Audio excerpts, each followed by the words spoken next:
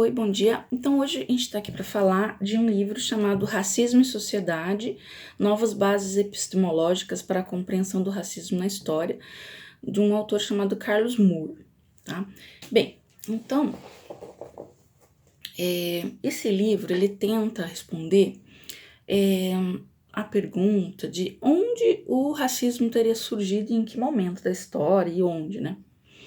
E daí ele vai traçando uma porção de características da história, lá desde do Neolítico, lá ele fala sobre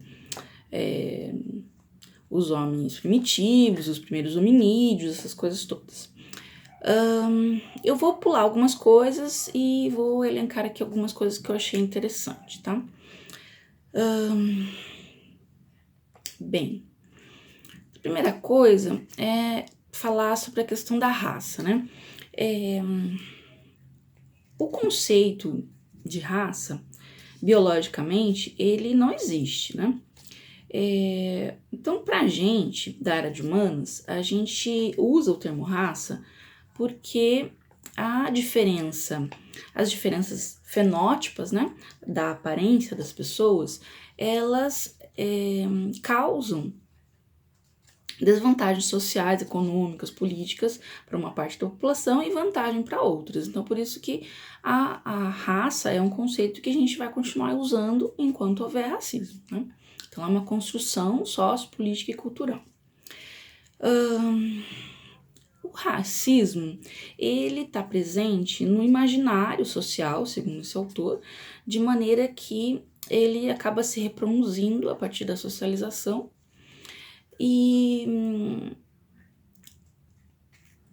ele acaba acontecendo em vários lugares aí do mundo. Ele fala sobre a importância, né, do movimento negro no Brasil, que colocou a questão da discussão sobre o racismo na arena política para se discutir, e os avanços aí que foram acontecendo com o passar do tempo, né? Então, em 1980, o racismo foi colocado como crime, né? Em 2000, começaram as ações afirmativas com as cotas nas universidades e tal. Em 2003, foi colocado como obrigatório nas escolas o ensino da história africana e a história dos afrodescendentes. Então, isso foram ganhos muito importantes para o movimento e que lentamente isso foi sendo revertido, né, em consequências, né? Então, se a gente for ver, a minha geração não estudou nada sobre a história da África, nem na escola, nem na universidade e tal, e também não se falava sobre isso 20 anos atrás, né? Então, aos poucos isso foi trazendo frutos, né? Então, hoje esse é um tema que está presente, né, na escola de maneira geral. Bem,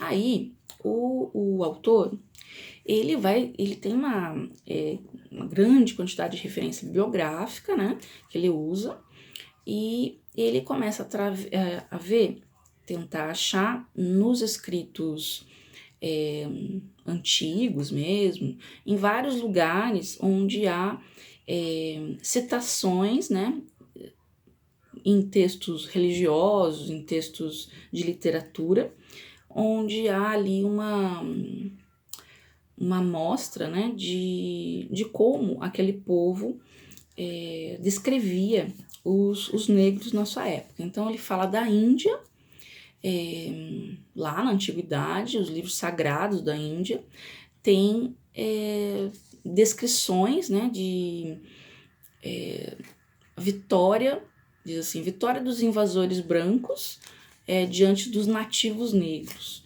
Então, conta-se lá uma história que aconteceu, então isso já vai demonstrando que em vários momentos da história os negros estavam presentes, né, e que foram descritos de maneira ruim, né. Então, o medo e a hostilidade diante dos negros era, assim, muito comum na maioria dos mitos da antiguidade dos povos não negros, né?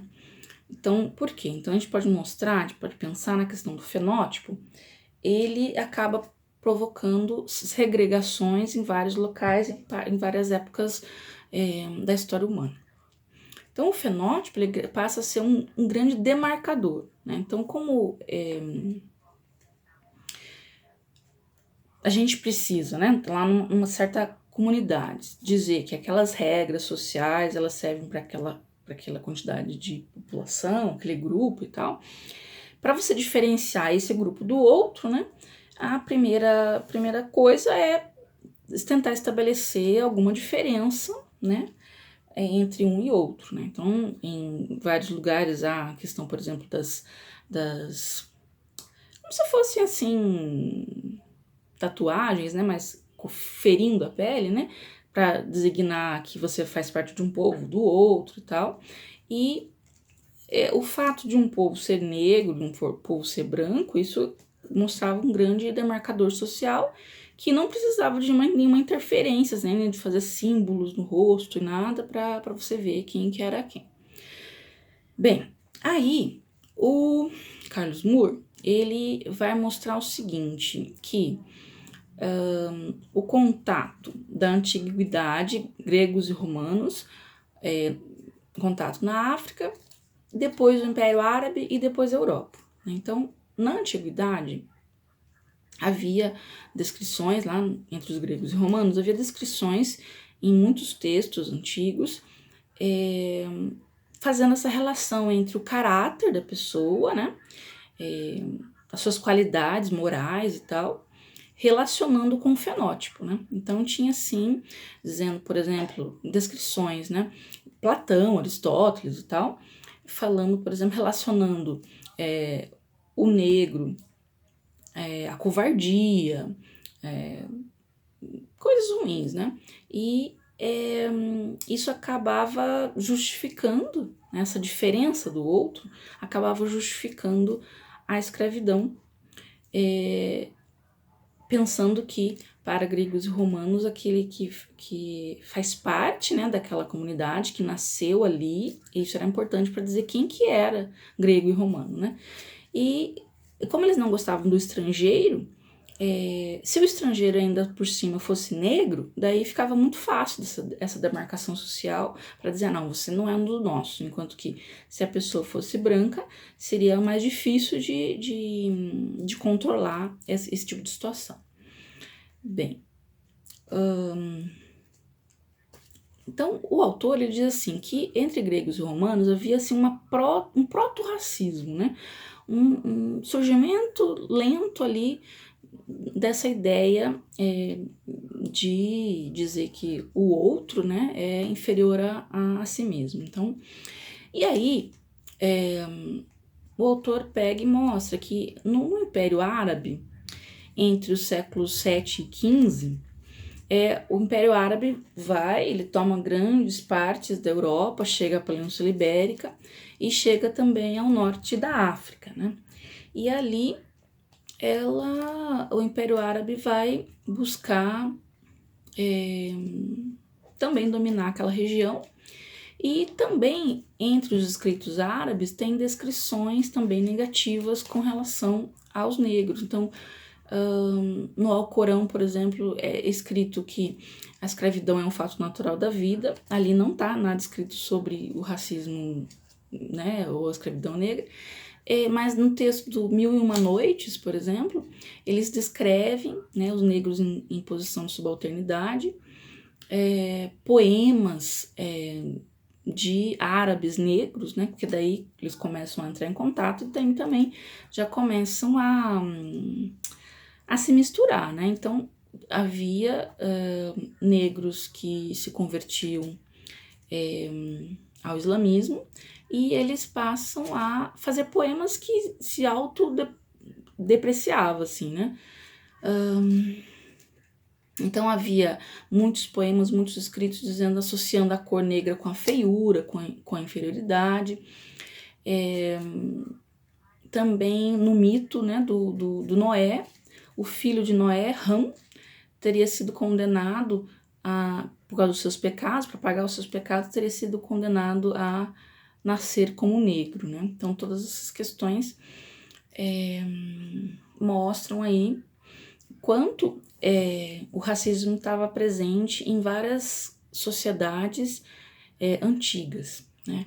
E com relação aos árabes teriam, então, conquistado uma parte norte da África e passam a pegar aí parte dessa população africana e a usar como escravo. As elites africanas, muitas delas apoiaram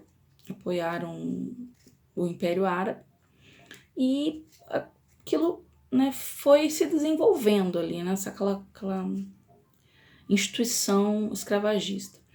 E passou a ser tão forte, tão importante, que os árabes, inclusive, cobravam os impostos, né, em escravos. Então, ao invés de dar dinheiro, metal, alguma coisa assim, eles davam em escravos. Isso foi ali um lento transformar das coisas a partir da dominação árabe. Aí, depois do século XV, a Europa, né, ela se rearticula e começa a dominar as relações econômicas e tal, e também vai até a África. Então a gente tem algumas questões assim. Esse autor também pensa, muitos autores que eu tô lendo sobre a questão racial pensam que há uma estrita relação entre a escravidão africana e o desenvolvimento do capitalismo na Europa.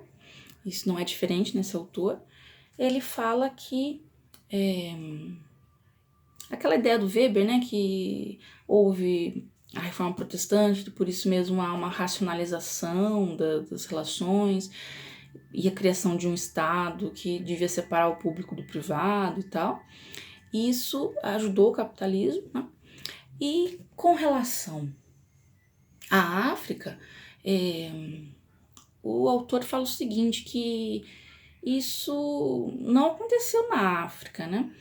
Porque se a gente fosse pensar na questão dos modos de produção, lá descrito por Marx, a África não poderia se desenvolver, pelo menos naquele momento, de modo capitalista, porque ela não tinha a ideia da posse da terra, a propriedade privada, né? Então a terra era coletiva e isso impossibilitava, isso dificultava o capitalismo, né? E, além disso, essa questão da racionalidade também não estava presente. Então, a gente lembra daquele triângulozinho que separa, né, a superestrutura e a infraestrutura do Marx, lá pensando, e que aí a infraestrutura que determina em última instância. Na África, isso era invertido, né? Então, a superestrutura é que influenciava a infraestrutura, ou seja, as orações, a magia, a parte da religião, ela tomava lugar da racionalidade do Estado, então o Estado acaba não surgindo enquanto um ente que favoreceu a separação do público do privado e, portanto, do capitalismo. A África também tinha vários sistemas escravagistas antes da colonização europeia, com várias configurações, e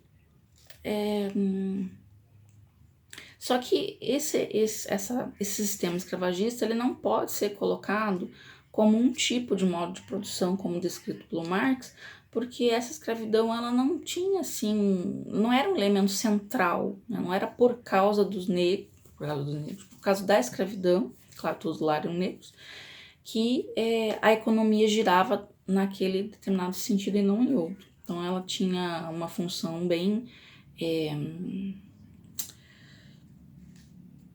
passava pela tangente, assim, que não era determinante. Se a gente fosse pensar numa